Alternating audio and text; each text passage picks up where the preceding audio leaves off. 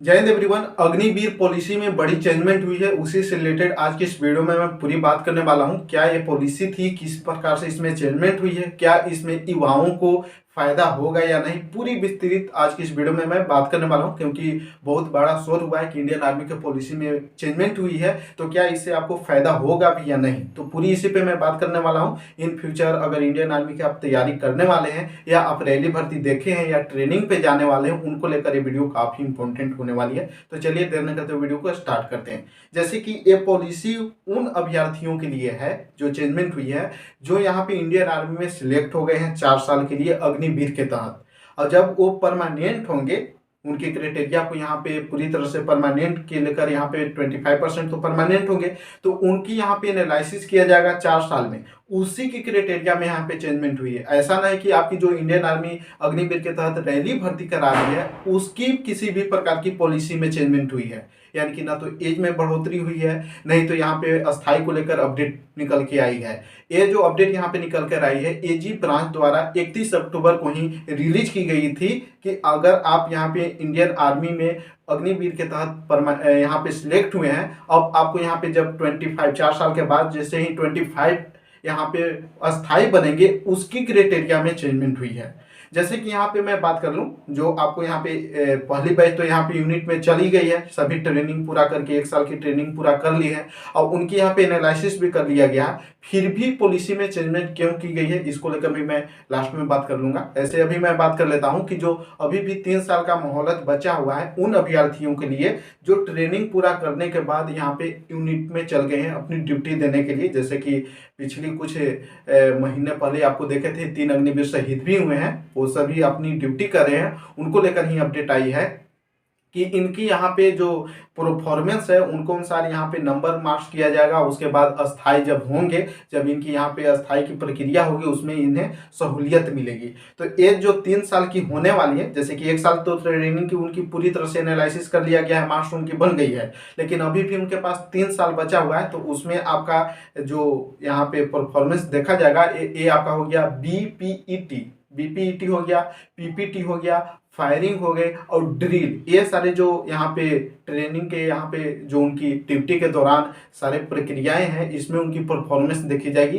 बीपीईटी का मतलब आपका हो गया, फुल फॉर्म हो गया battle field physical efficiency test, और पीपीटी का हो गया फिजिकल प्रोफिशिएंसी आपका टेस्ट। और यहाँ पे फायरिंग तो आपको जाना होगा, फायरिंग के लेकर हो गया, ड्रिल हो गई।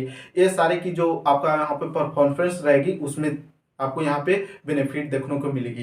तो क्या पॉलिसी थी, किसमें चेंजमेंट हुई है, तो बीपीईटी पॉलिसी में चेंजमेंट हुई है सुपर एक्सीलेंट को लेकर। जैसे कि जब अस्थाई यहाँ पे अस्थाई आर्मी रहती थी, उसको भी ये टेस्ट देनी रहती थी जब वहाँ पे अपनी ड्यूटी के दौरान। तो जो भी यहाँ पे अस्थाई के अनुसार जो अग्निवीर हैं, उनकी कुछ क्राइटेरिया हार्ड कर दी गई थी, यानी कि सुपर एक्सीलेंट लान दिया गया था। मात्र एक ही का है यहाँ पे चेंजमेंट हुई है, सुपर एक्सीलेंट को हटाकर सभी को भी एक्सीलेंट में रखा जाएगा। यानी कि 25 यहाँ पे मिनट में जो भी दौड़ पूरा करेंगे या 25 मिनट से पहले जो भी दौड़ पूरा करेंगे, वो यहाँ पे एक्सीलेंट में माने जाएंगे, यहाँ पे सुपर एक्सीलेंट में नहीं मान जाएंगे। तो क्या ये पॉलिसी थी, इसमें मैं बात कर लूँ तो जो बीपीईटी है, इसमें आपका 5 फीट यानी कि 5000 फीट ऊंचाई तक जाना रहता है, 5 किलोमीटर की दौड़ पूरी करनी रहती है। क्या हो गया, 5000 मीटर ऊंची होनी चाहिए और 5 किलोमीटर की आपकी दौड़ पूरी करनी रहती है, पूरी बैटल लोड के साथ। बैटल मैंने वार के लोड के साथ, जैसे कि आपका राइफल हो गया,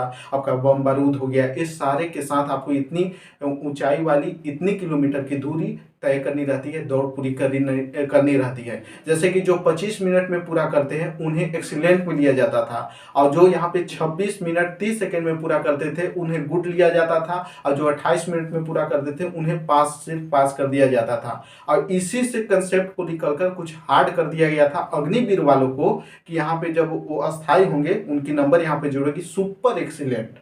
यानी कि जो यहाँ पे 23 मिनट में पूरा करेंगे, जैसे कि 25 वाले को तो एक्सीलेंट, 25 तक जो भी पूरा करेंगे वो एक्सीलेंट में आएंगे, लेकिन यहाँ पे जो 23 मिनट में पूरा कर देंगे उन्हें सुपर एक्सीलेंट में रखा जाएगा। तो यही क्राइटेरिया को हटा दिया गया है। अब यहाँ पे जो 23 मिनट में भी पूरा करेंगे या 25 मिनट में भी पूरा करेंगे, वो सारे एक्सीलेंट में आएंगे।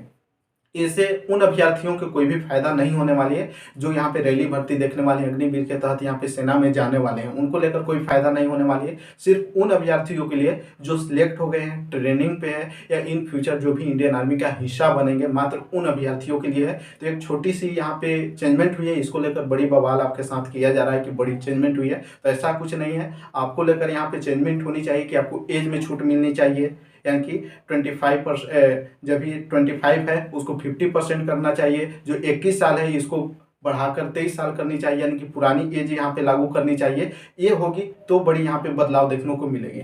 तो आज की इस रिपोर्ट में आप सभी क्या राय रखते हैं कमेंट करके जरूर बताना, और चैनल पे नए हो तो सब्सक्राइब करके बेल आइकन को प्रेस कर लेना, ताकि इंडियन आर्मी से रिलेटेड हर एक सही सटीक इन्फॉर्मेशन आपको मिलती रहे। फिर मिलते किसी नई अपडेट के साथ। जय हिंद, वंदे मातरम।